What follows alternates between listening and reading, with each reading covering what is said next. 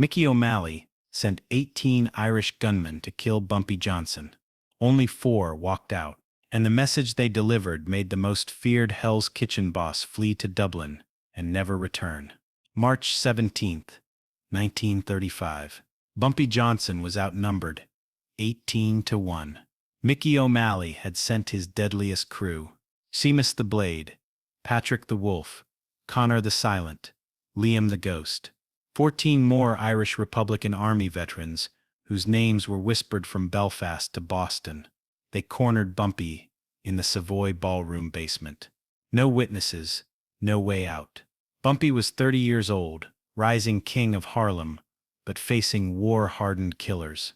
O'Malley was the most connected Irish boss in New York. Everyone expected the same ending: Bumpy Johnson dead in a basement. But what O'Malley didn't know: Bumpy Johnson understood oppression better than most Irishmen. 4 hours later, only 4 of those 18 men walked out alive. And they delivered a message that made Mickey O'Malley abandon his empire and flee to Ireland forever. This is the story of the night Bumpy Johnson united 2 oppressed peoples. To understand what happened that night, you need to understand Mickey O'Malley. He was born in County Cork, raised during the Troubles, fought with the IRA against British occupation until 1922. When the Civil War started, O'Malley fled to New York with dozens of other Republican fighters. By 1935, O'Malley controlled Hell's Kitchen with military precision. His men weren't typical gangsters.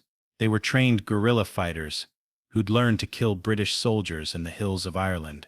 Men who understood discipline, sacrifice, and absolute loyalty to the cause. But there was a problem: Bumpy Johnson. Bumpy had been expanding his territory westward since 1934, taking over buildings, establishing numbers operations, recruiting runners in areas O'Malley considered sacred Irish territory. To O'Malley, this wasn't business competition. This was invasion. A black man challenging Irish authority was an insult to everything his people had suffered for. November 1934. O'Malley sent messengers to Bumpy. The message was clear: stay east of 8th Avenue, or face the consequences of crossing Irish Republican fighters. Bumpy sent back a response that made O'Malley's blood boil: tell Mickey that freedom doesn't recognize borders. December 1934. O'Malley tried intimidation. He convinced Irish dockworkers to refuse work on ships carrying goods to Bumpy's businesses. He pressured Irish bartenders to ban Bumpy's people from their establishments. He spread rumors that Bumpy was working with British intelligence. Bumpy responded by opening a community center that provided job training for Irish immigrants, free of charge, in the heart of Hell's Kitchen. January 1935. O'Malley escalated. He sent 10 fighters to destroy the community center. They came back unconscious, tied up and dumped at St. Patrick's Cathedral with a note: real fighters protect people, they don't hurt them. By March 1935, O'Malley was getting pressure from IRA leaders in Ireland. His inability to control the Harlem problem was making the Irish Republican movement look weak. Republicans didn't tolerate weakness. So O'Malley made a decision that would end his career. He assembled 18 of his most battle-tested veterans, men who'd survived the Easter Rising, who'd fought British soldiers in the streets of Dublin, who'd killed for Irish freedom, and would kill for Irish honor. The plan was simple: corner Bumpy Johnson, execute him on St. Patrick's Day, send a message that Irish territory was not to be violated. March 16, 1935. The 18 fighters gathered at O'Malley's pub in Hell's Kitchen. These weren't street thugs. Seamus the Blade had killed 6 British officers with knives. Patrick the Wolf had led raids against military convoys. They were revolutionaries, not criminals. O'Malley briefed them personally: Bumpy Johnson has insulted Irish honor. He must be eliminated quickly and publicly. What are his crimes against Ireland? Asked Connor the Silent. Invasion of Irish territory, disrespect for Republican authority, interference with Irish operations. The fighters accepted their mission. They'd been following O'Malley's orders since arriving in America. They trusted his judgment completely. March 17, 1935. 11:45 p.m. 18 Irish fighters moved through Harlem like ghosts. They disabled security, cut phone lines, positioned themselves with military precision around the Savoy ballroom. Seamus picked the basement lock with tools he'd used against British barracks. The 18 men descended the stairs in perfect silence. Professional revolutionaries executing a military operation. They found Bumpy sitting alone, reading a newspaper, drinking tea. He looked up as they formed a circle around him. 18 weapons pointed at his head. "Mickey O'Malley sends his regards," Seamus announced, his Irish accent thick and menacing.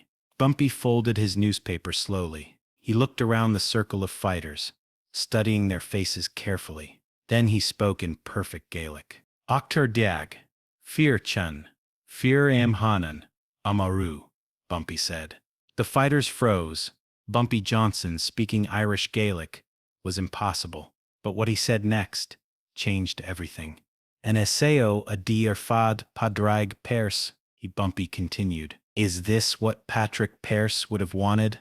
Seamus lowered his weapon slightly. "How do you know about Pearse?" "Ta fios agam fawi sal nahiran," Bumpy replied. "I know about the fight for Irish freedom, because I understand the fight for any oppressed people's freedom." Patrick stepped forward.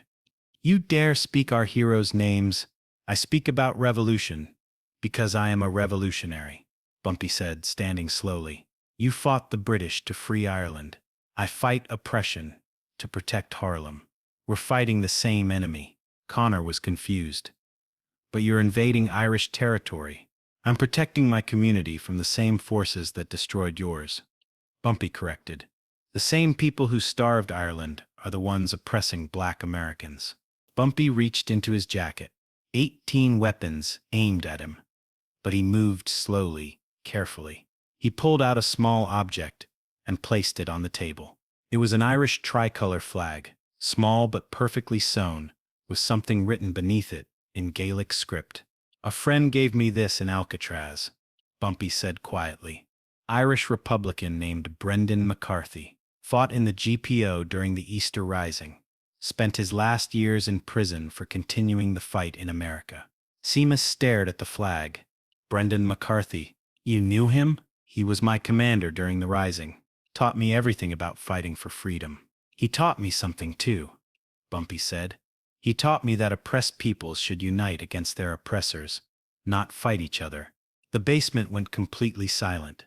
18 Irish Republicans, suddenly questioning everything they thought they knew. "What are you saying?" Patrick asked. "I'm saying the British, who destroyed Ireland, are the same people who enslaved my ancestors. We should be allies, not enemies." Liam the Ghost spoke, for the first time. "But O'Malley is our leader." "O'Malley has forgotten what you're really fighting for," Bumpy replied. "You're not fighting for Irish territory in New York. You're fighting for justice for all oppressed people." Connor looked around at his comrades. Professional fighters, but also Republicans raised on stories of liberation and justice. "What proof do you have?" Connor asked. Bumpy gestured to the Irish flag. "Read what's written beneath the tricolor." Seamus examined the flag carefully. Written in Brendan McCarthy's handwriting were the words, "Nínirt go curla shale," no strength without unity. Brendan believed that Irish freedom meant freedom for everyone. Bumpy continued. "Not just freedom for Ireland, but freedom from oppression everywhere." For the next 2 hours, 18 Irish fighters listened as Bumpy explained how British imperialism had oppressed both their peoples. How the same system that starved Ireland was enslaving Black Americans. How fighting each other only helped their common enemy. "He's right," Patrick said quietly. Seamus studied the tricolor flag. "What do you propose we do?" "Take this flag back to O'Malley. Tell him it came from Brendan McCarthy's student. Tell him that Irish Republicans fight for justice, not territory." One by one, the 18 fighters filed back up the basement stairs, but not all of them. 14 men left the Savoy ballroom that night. "Why?" Bumpy asked. "Because you reminded us what we came to America to build," Seamus replied. The next morning, Seamus the Blade walked into O'Malley's pub and placed the Irish tricolor on his table. "Where is Bumpy Johnson?" O'Malley demanded. Alive. What do you mean, alive? I sent 18 fighters. Samos's voice carried the authority of the Easter Rising. You sent 18 Republicans to kill a man who fights for the same freedom we fought for in Dublin. O'Malley stood up, his face red with rage. How dare you question my orders? How dare you betray the Republican cause? Seamus replied. Bumpy Johnson understands Irish freedom better than you do. The pub went dead silent. O'Malley's other men watched as Seamus delivered the message that would end their leader's reign. Brendan McCarthy fought for justice, for all oppressed peoples. Bumpy Johnson carries on that fight. You've forgotten what being Republican means. And if I refuse to accept this, Seamus looked around the pub at O'Malley's remaining fighters. Men who'd heard about Brendan McCarthy, who understood what true Republican ideals meant. Then you'll discover that some Irish Republicans remember what we really came here to build. 3 days later, Mickey O'Malley boarded a ship to Dublin. He never returned to New York. The 4 fighters who stayed behind became trusted allies in Bumpy's organization. They helped establish workers' rights programs, immigrant protection services, and anti-oppression networks. And that Irish tricolor, Bumpy kept it in his office for the rest of his life. A reminder that justice recognizes no borders and oppressed peoples are stronger together.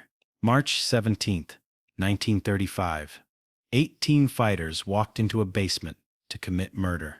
14 walked out, having remembered what they really fought for. And the 4 who stayed helped build the coalition that would change everything. Sometimes the greatest victory isn't defeating your enemy. It's showing them you're fighting the same war. If this story of unity across oppression moved you, hit that subscribe button, drop a like if you believe justice has no nationality, and comment below, what would you have done in that basement?